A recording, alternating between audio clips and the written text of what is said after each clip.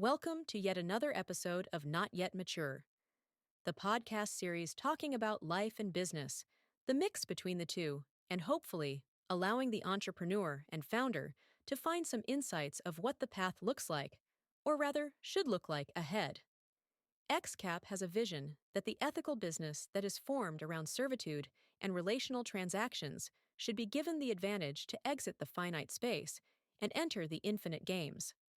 This, collectively, is our mission and our goal. Without further delay, let's dive into today's chat. Here with me, your host, founder of Exemplo Capital, Dion Richter. Like and subscribe. You know, the usual.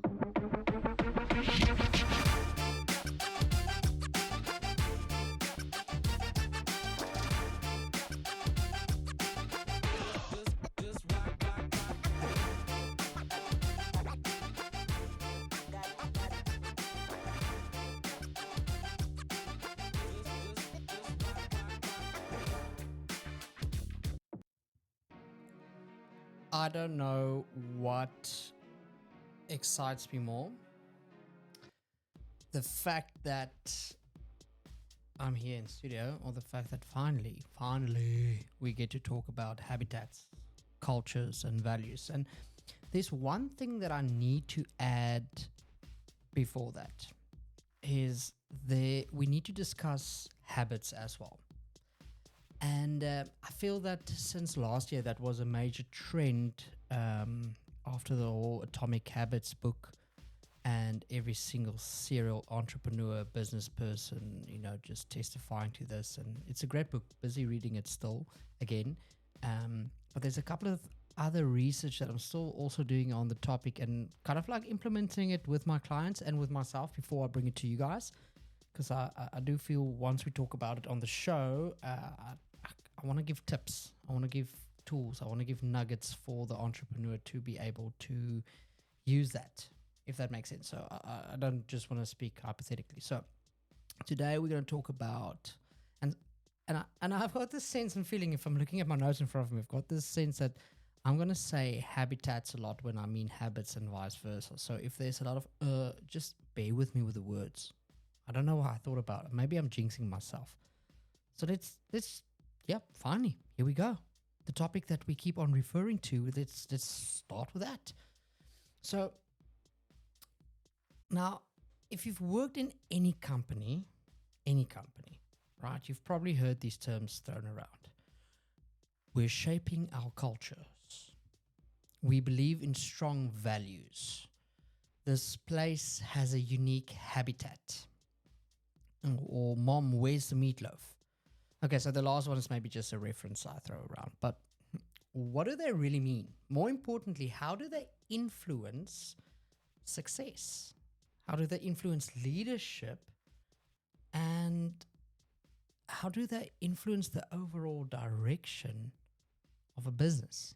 Now, these are when we look at the purpose of Not Yet Mature, this is a show that is influenced by Exemplo Capital, my company's consultancy, and what we see, what we get exposure to. And we're going to do so many mini series, things that we learn, not only teach our clients, but what we learn from our clients. We're going to look at the things that they ask, the advice that they pay for. We're going to bring that answer for free. Yeah. So yeah, stick around to the things, follow the show, and just make sure that you stay on topic and trained on what we're busy discussing, because a lot of these things you might listen to this because you know me and you're like, I'm going to listen to what Dion's talking about. And then in the show, you're like, I completely do not relate. Follow us.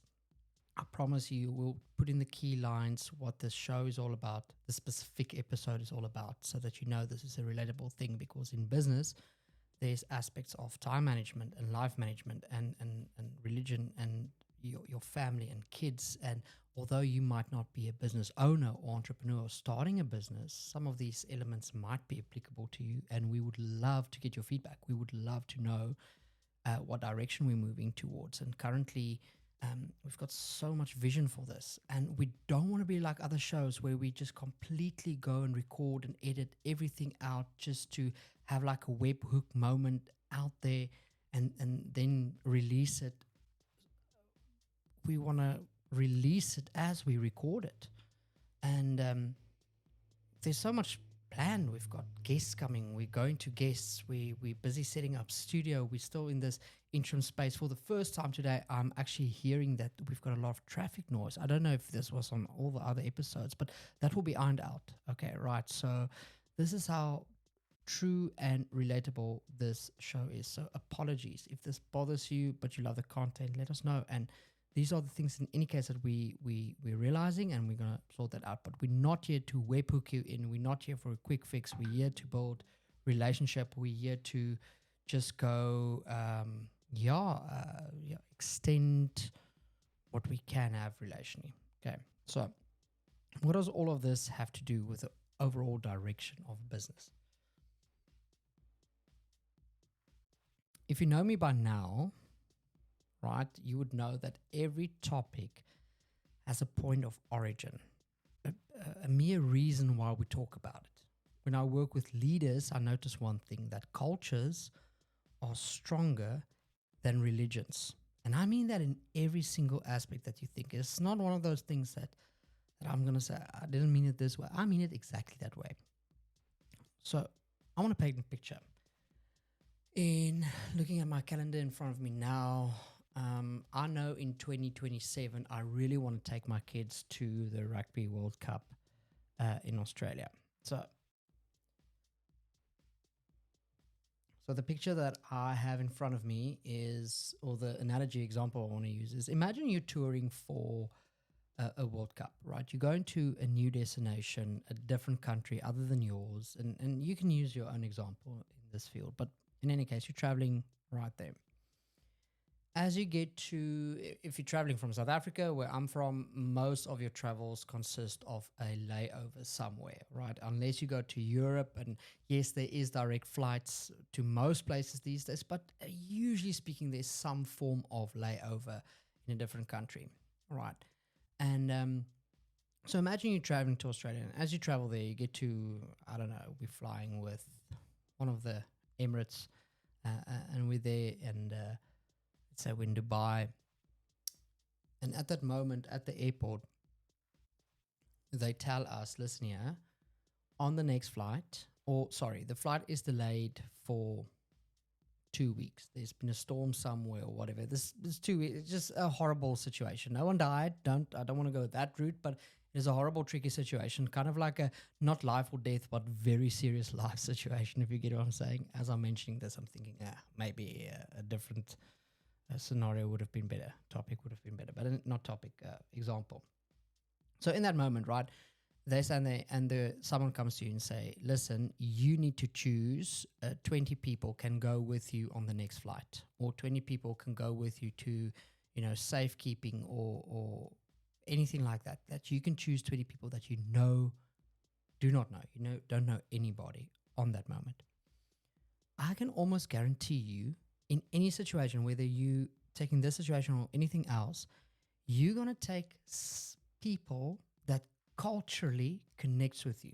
For example, in that situation, you would look at everyone with a Springbok jersey on, knowing that most probably from South Africa, they're relatable, and you're going to choose them. In any other situation, you're going to do exactly the same thing. You're going to choose people that is within your culture. And even if you don't know if they belong to your culture or is culturable, relatable, the questions that you're going to ask to filter them out will be like that. Most probably, 0 cases, you're going to stand there and say, listen, who's Christian because I'm Christian? Who's Jewish because I'm Jewish? Who's that because of that? I'm that. Most probably you're not going to go that route. Culture is stronger than religion. And this is a cool point. This is an added extra point. This is exactly why born-again Christianity speaks of we are not religious. We're not religion, because religion in some forms are their culture. And it's not a cultural thing. Right? So I'm not going to go too much in depth of that. That's not the topic for today. That's just a side note. The point that I want to make is culture is much stronger than religion. But then, ironically, habitats are stronger than cultures. We talked about it the other day, and this is something you've seen on Netflix, surely, the blue zones, right? The blue zones are these certain areas in the world that they found that the average life expectancy is something like 100 years old. right? People get really, really old. Now, ironically, there are certain trades. I'm not going to talk about them now, and because go and read the book, go and check the series. Don't want to spoil it, but there are certain traits that are the same throughout the zones. But generally speaking, they all are different cultures, right? So it's not the culture that is creating this high life expectancy. It is definitely the habitat, not the culture. And ironically, in a lot of these cultures, they don't live too healthy. Like some of them, really, it's a cultural thing to smoke a lot. Okay, so all of these blue zones have the same longevity, but different micro methods, different cultures in between. So let's start from the top. Let's break this down with a bit of an analogy. Right, so what are the differences between habitats, cultures, and values? So picture a forest, a quite literal forest.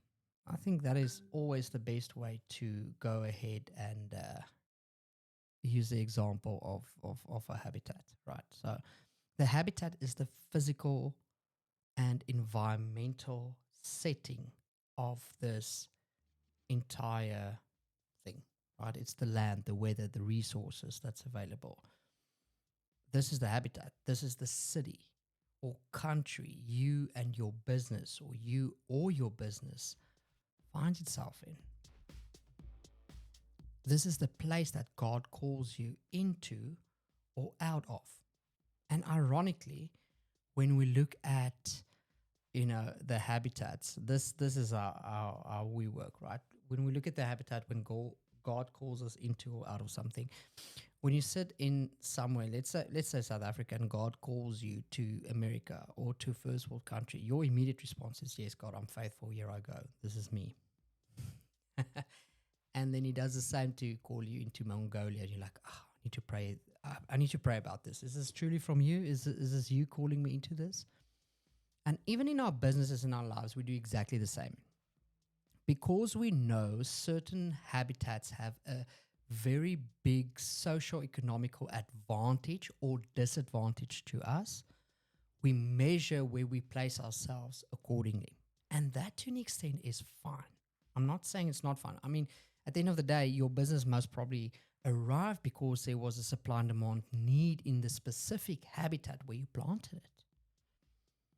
But what I do say is, what we're talking about here today is we need to understand that habitat, whether we forcefully or, directly, indirectly, consciously, subconsciously, not consciously select the habitat, it does influence the company culture. This is our physical environment. And we're going to touch base on that just now. So let's just look at the culture in this analogy. The culture is how different species interact within it. Their behaviors, their norms, their ways of thriving together in this forest. The culture is the answer to their why. Why they do what they do, it is because of their culture. So whenever a company, an individual, an organization, a leadership, a marriage has a question to gain clarity on the why, we talk about the why a lot, it is influenced because of the culture. Now, here's the interesting thing. The values are the fundamental principles that define the identity of each species.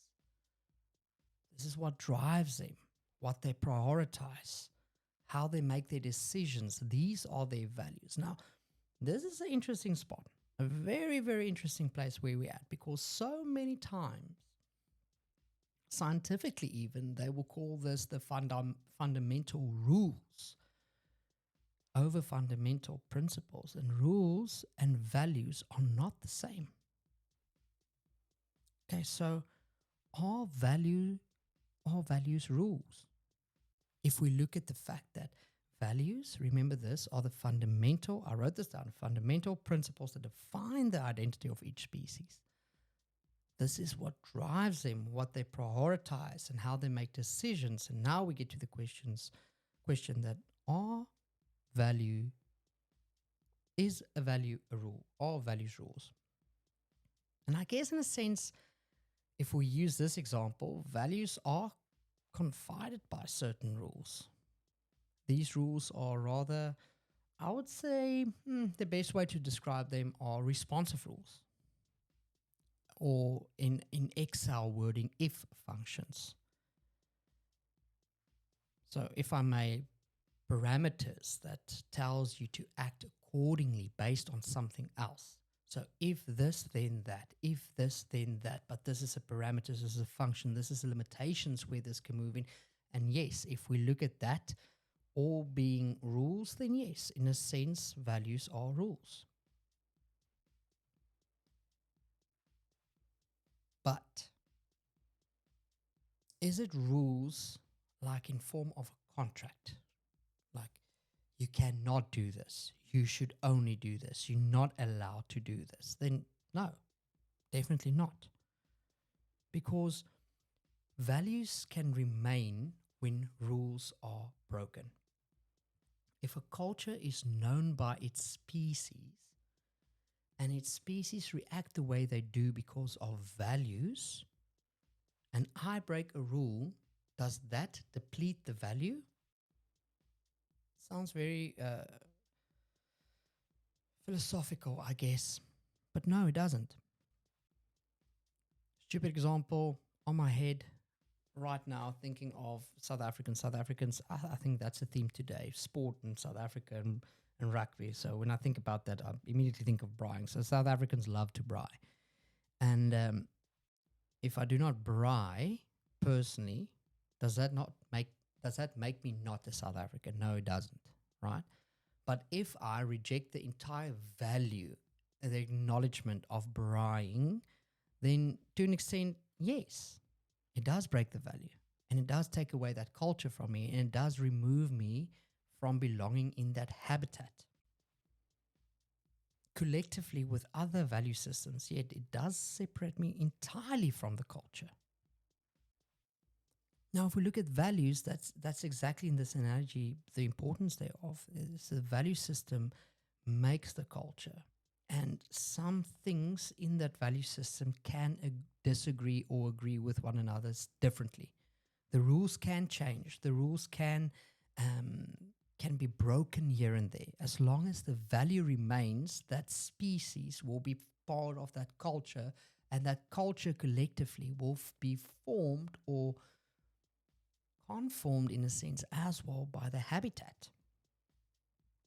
So that is the hypothetical forest analogy, if we want to put it like that.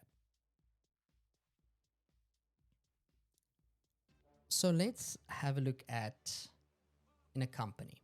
Let's have the example in the company. How do we apply this analogy in the company? So a habitat is the workplace or the environment, the physical office. The remote work setup is also the habitat, the hierarchy, the workflows, everything about the operational physical appearance and presence of the company kind of resembles its habitat.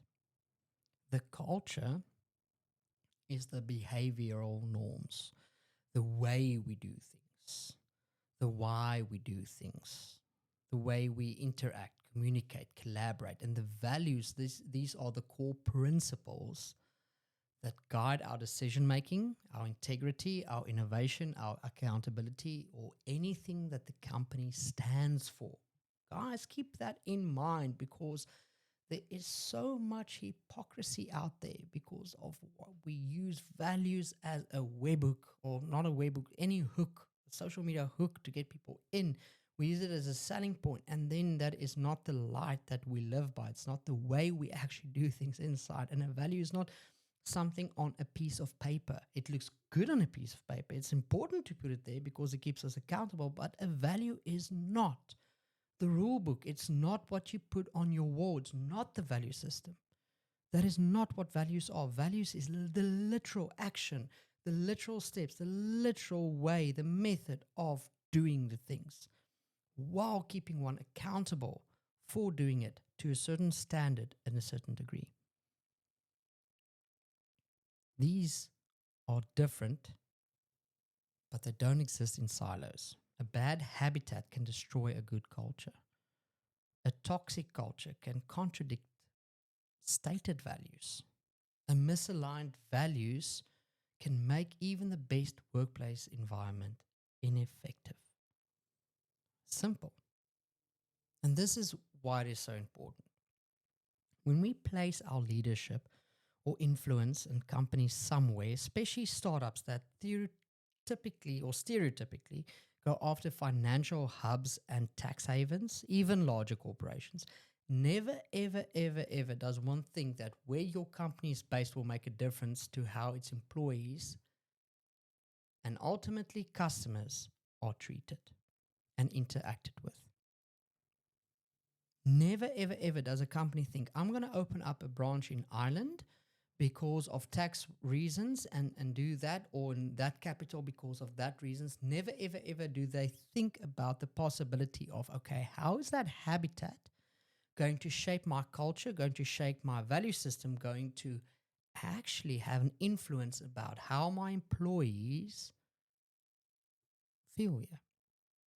And you might think to yourself, Dion, you've got no idea what you're talking about. I do not have the statistics here in front of me, but I can almost guarantee you every single corporation out there that's got a financial head office in a tax haven spot is a company with a regular, and I won't say higher, but a regular employee churn rate.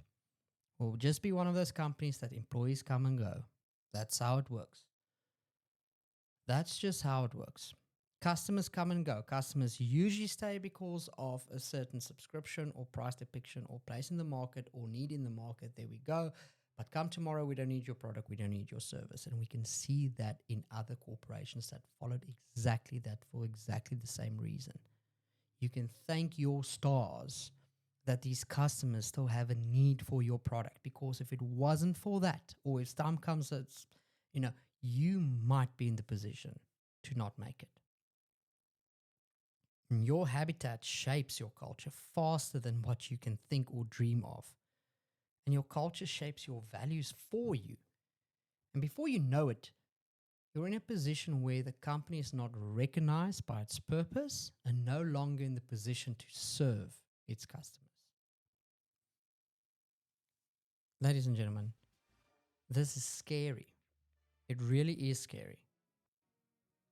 This is why so many times when I assist startups, the first question I have is, what habitat would you like to influence your company? And people look at me like I am crazy. They're like, what are you talking about? I'm like, you have a company culture in mind because you're a modern digital company that is all focused about branding and brand recognition and brand power, and I understand this voice. So what habitat should influence that?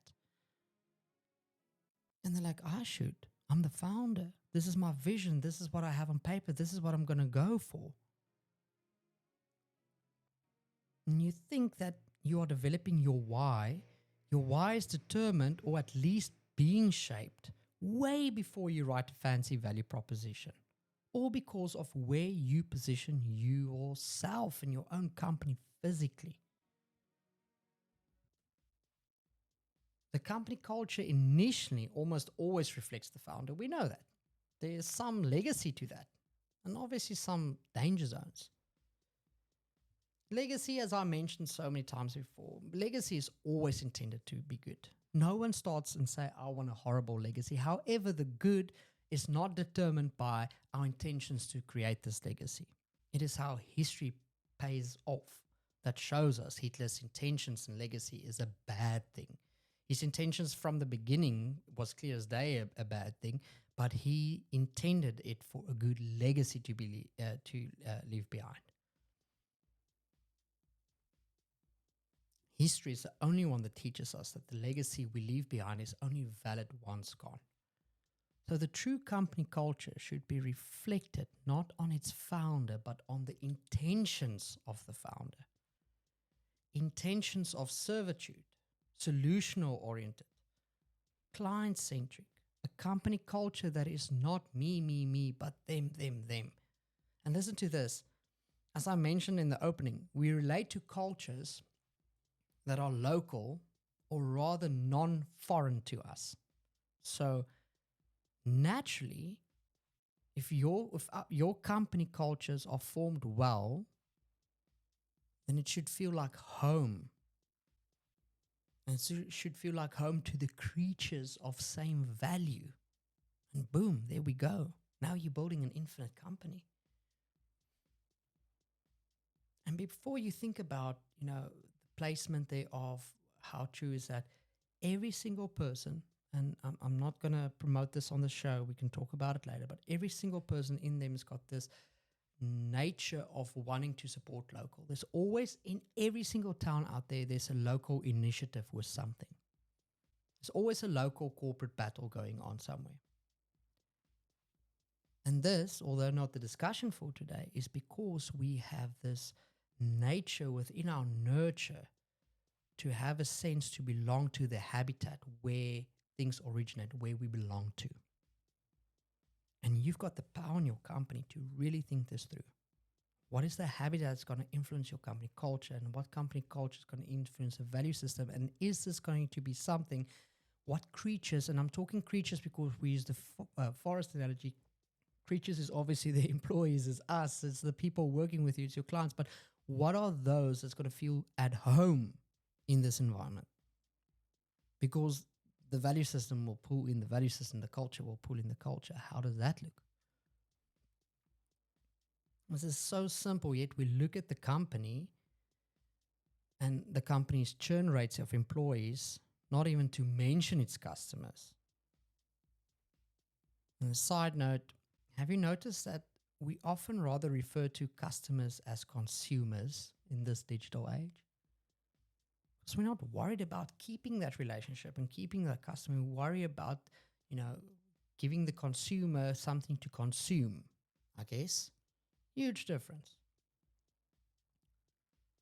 So this puts us in the place where we seek employees with skill sets so that they drive sales and push productivity, and not once have we dared to look at our company culture. Is it in line, and can we find someone that relates to this, that feels home to this? We don't. We simply don't. And that's what it's all about. All right, so let's talk about why each of these matter and the power that they hold. The power that people look for in these elements, because we're talking about both sides of, playing kind of devil's advocate, talking about how the market, the trends, the people act and how they should act, the action and the kind of like reaction, how the infinite approach is, the ideal approach is, the idealistic one, not necessarily the practical one or achievable one, but we are talking about the ideal. So let's look at how they act, the power that they see in the habitat, the culture, and the values, and the ought to, how they should react or act, rather. If there's a reaction, I guess there will be a reaction. So let's talk about the habitat's power. The power of the habitat is the physical and structural environment directly influences productivity. And that is the mindset to have, and that is not incorrect, but we ought to have this, yes. But it also resembles a home, a safe space, a relational, inclusive environment. Imagine trying to build a high-performance culture in an office where people are micromanaged to death. Communication is siloed and there's no autonomy. You could have the best people, but if the environment doesn't enable them, they'll burn out or disengage. As simple as that. A good example is Google revolutionized work environments by creating open, inspiring, and innovation-friendly spaces. Their habitat encourages creativity, and the results, I think they kind of spoke for themselves. We see where they are at today. We see you, Google. Culture's power. Culture is what makes people stay or leave. It shapes how teams work together. We talked about being purpose-driven. 2023, I think everything post-COVID was the sense of who are you in yourself? Who are you in your life? The purpose-driven action. every single book, author, keynote was about finding purpose. Purpose is driven in an organization by its culture, or it is rejected in an organization by its culture. Quote Dion on that today. That is purpose. I can be in an organization and motivate the hell out of you with money, and it will be great until it's not. Until a buyout happens, until a better opportunity comes, until you adjusted your life's expenses accordingly, until the load is too high because now I own you, then it's not. I can pay you exactly the same or even less in a company culture where there's purpose. And I promise you, a company culture that has purpose is not a company culture that will pay you less just to test you. If they can pay you more, they will definitely pay you more. I can guarantee you that.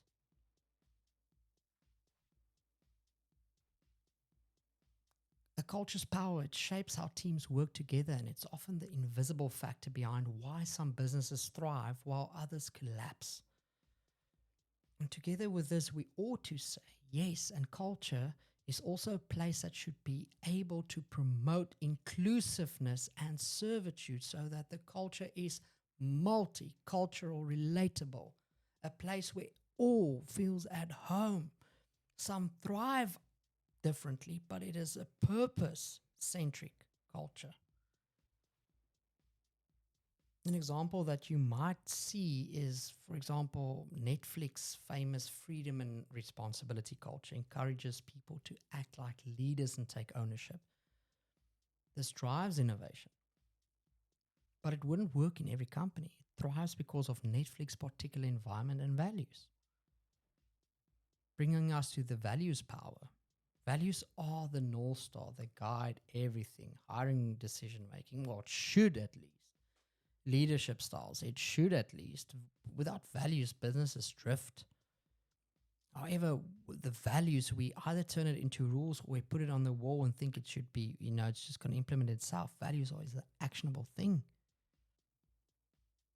Spoken to someone the other day, but when it comes to hiring again, I think one of the best thriving businesses to be in if you are centric about company cultures and value systems is in the HR hiring game, the placement game, the recruitment game, however you want to put it.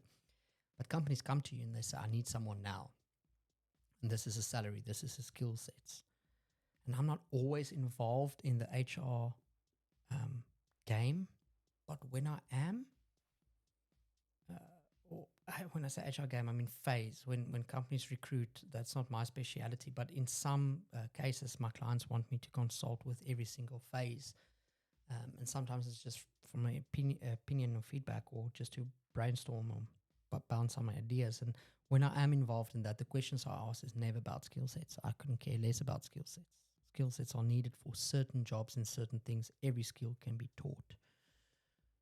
Every skill can be taught. I'm worried about the culture. I'm worried about the values. I'm worried about their North Star, their True Star. I'm worried about how they're going to fit into this company. I'm worried about the entitlement action. I'm worried about, do they think you just walk in here and be CEO? I'm worried about their team player capabilities. I'm looking at those things, and I'm not looking at a generalized BS form that you filled out, psychometric test, thinking that's placing that person. That is not. There's no conversation. There can't be a generalized form for every single company out there. Every single company's culture is unique. Have you considered where that company is placed in? Have you considered the people that they deal with, the clients that they deal with?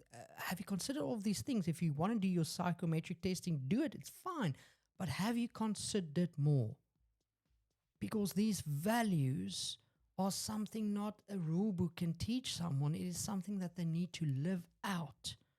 And if they fall short on the skill set, you will be able to teach them that, invest them in that, and they will be purpose-driven, part of that company, to grow you to the next heights.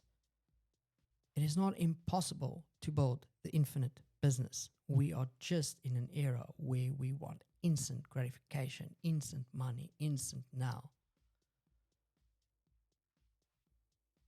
If a business has a toxic culture of overwork, employees burn out fast. If culture is too rigid, innovation dies. Companies that refuse to adapt, like Kodak, for example. You remember what happened to Kodak? Do you know that their employee was the first person who invented the digital camera? They refused to go that route. That guy sold it to Sony later. Sony now, finally taking the long route. This is a business model completely, in my opinion, that is just brilliant. It was always a battle between Canon and Nikon, and I don't know. I know I'm not a photographer, but I can tell you now that the market dominance is at Sony Alpha. They're playing the infinite game. So let's look at values weakness, right? Values sound good on paper, but if they're not lived out, they mean nothing. So often we face and see hypocrisy when it comes to values. Companies blurt out how special and caring they are. Social media calls it a hook, open and proud. How can we hook people in? That's how they use values. It resembles your company through how you and your employees handle your family affairs. That's what a value is. The care shows, the values carries through. Have you ever seen a company say they believe in transparency while making backdoor decisions that leave employees in the dark? Exactly.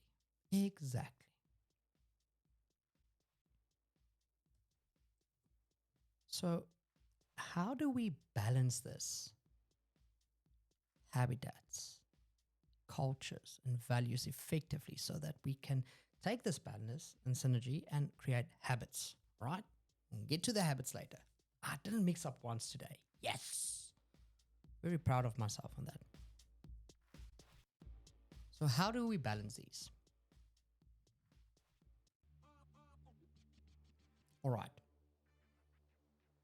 How do we make sure habitat, culture, and values are aligned and working together? Well, you have some options.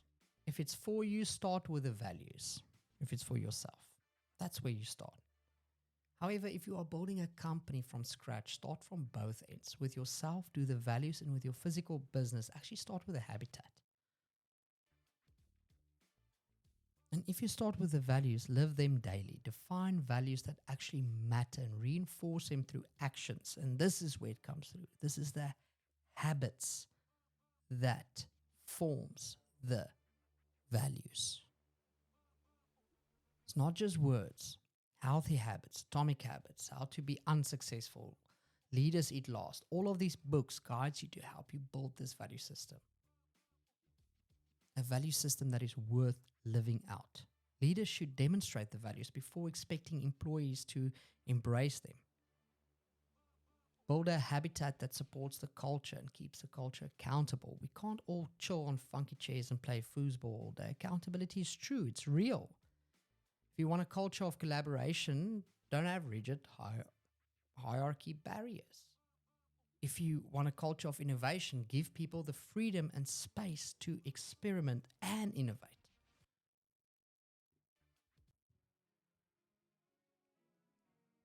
And then we should audit and adapt culture regularly.